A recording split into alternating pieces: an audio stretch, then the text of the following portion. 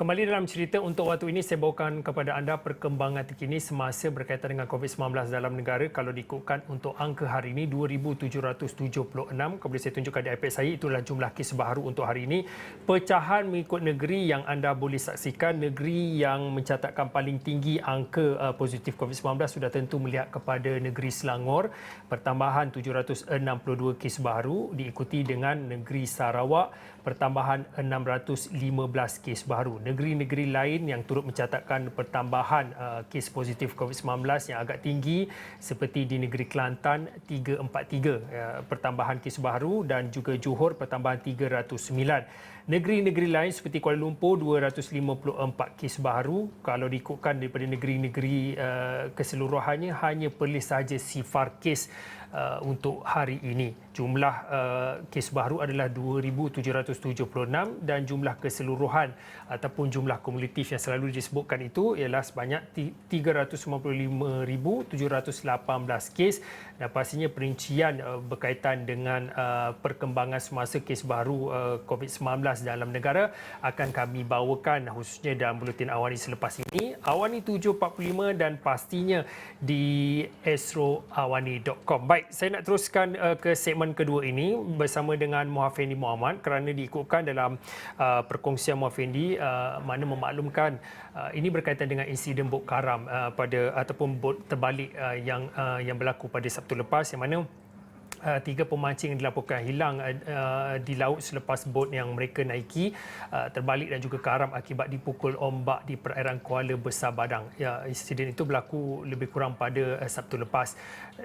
Difahamkan dan juga dimaklumkan pada ketika ini mangsa ketiga tragedi bot karam pada insiden Sabtu lepas itu masih belum ditemui, dan operasi mencari mangsa Zul Syahmi Daniel Zul Azman 26 tahun pada hari ketiga diperluaskan, dan itu yang dipetik daripada apa yang disebutkan dan juga dimaklumkan oleh pengarah agensi penguatkuasaan Maritim Malaysia Kelantan, Kapten Maritim Nur Syam Asmawi Yaakob. Kalau boleh saya nak terus bersama dengan Muhafendi Muhammad. Muhafendi, mungkin boleh dikongsikan SAR, operasi SAR untuk hari ketiga ini dalam mana untuk terus menjejaki dan juga mencari mangsa ketiga bagi insiden nahas bot terbalik dan juga bot karam Sabtu lepas. Baik, terima kasih Fauzi di Bukit Jalil. Operasi yang bagi mencari dan menyelamat seorang lagi mangsa, seorang pemuda berusia 26 tahun dikenali sebagai Zul Syahmi masih lagi diteruskan seawal jam 7 pagi tadi dan mungkin akan ditamatkan pada lewat petang nanti. Dan setakat ini tiada penemuan ataupun tiada bukti yang ditemukan dalam kawasan pencarian, yang mana pada hari ketiga ini kawasan pencariannya telah pun meliputi kawasan yang agak luas, sekitar lebih daripada 154 batu nautika dari kawasan bot yang mereka naiki dilaporkan karam itu. Untuk makluman, saya ingin kembali sedikit pada kisahnya. Insiden bot karam ini berlaku pada malam Sabtu yang lepas, di mana mangsa bersama 2 lagi rakannya telah keluar bersama dengan 4 lagi kumpulan nelayan dan juga pemancing untuk tujuan menyandak sotong di perairan Kelantan ini.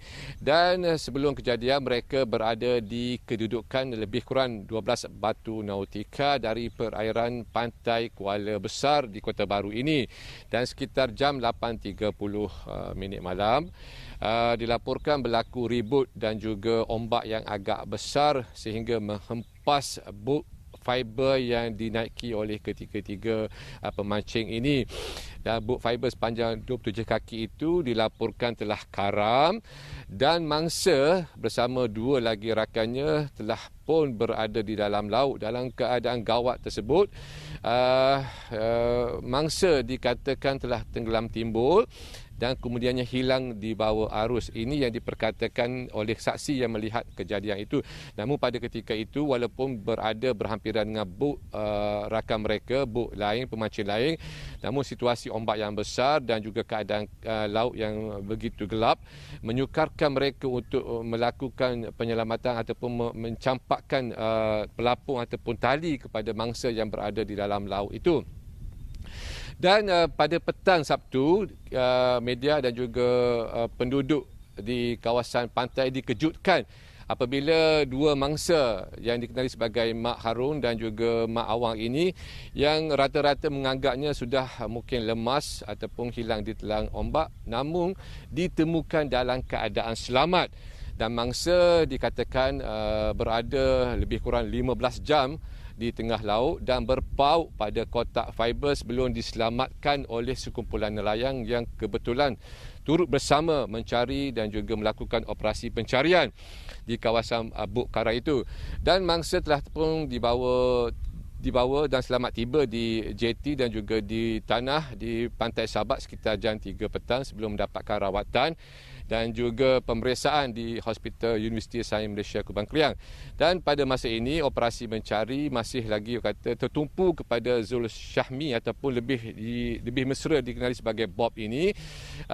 Walaupun mungkin harapan mungkin juga pencarian pada waktu ini berdepan dengan situasi sukar pada sebelah petang dan juga pada sebelah petang disebabkan keadaan laut dan juga ombak yang agak bergelora sejak beberapa hari ini.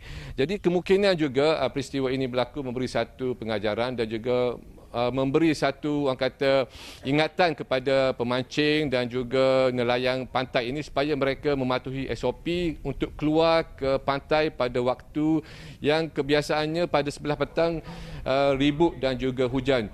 Jadi ada titipan dan juga ada pesanan yang disuarakan oleh Ketua Polis Kelantan Datuk Syafiee Mamat berhubung kejadian ini. Jadi apa kata kita dengarkan dahulu. Itulah tadi saya bertanya juga untuk mendapat pengesahan. Katanya safety tu dia bawa dalam buk selalunya ada, cuma pakai tak pakai itu yang menjadi persoalan kita. Jadi kita akan jalankan juga siasatan sebentar lagi bersama dengan saksi dan juga lain-lain agensi untuk menentukan sama ada orang yang nak turun ke laut ni mesti ikut SOP semua, SOP COVID. Jadi dalam keadaan-keadaan yang tak menentu harusnya patuhlah kepada arahan-arahan semasa.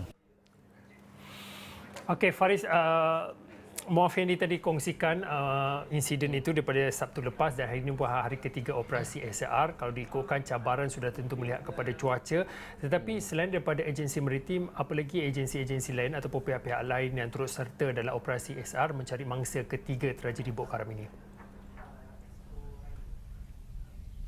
Baik, Fauzi, seperti yang kita laporkan, selain daripada agensi penguatkuasaan maritim Malaysia yang berpekalan di Tuk Bali, Polis Marine, Jabatan Bomber dan Penyelamat dan juga Angkatan Pertahanan Awam turut sama membantu mencari dan juga mengesan mangsa ketiga ini. Begitupun komuniti nelayan termasuk juga nelayan pantai turut sama mencari dan juga melalui kawasan-kawasan yang seringkali menjadi tumpuan dan juga seringkali menjadi laluan kepada bobok kecil ini.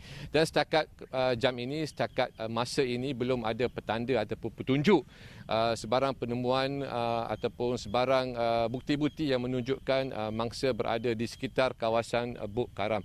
Untuk makluman juga seperti yang dilaporkan, seperti yang dimaklumkan oleh ibunya, mangsa kali terakhir memakai baju berwarna kelabu dan juga berseluar pendek semasa keluar pada hari Jumaat, petang Jumaat.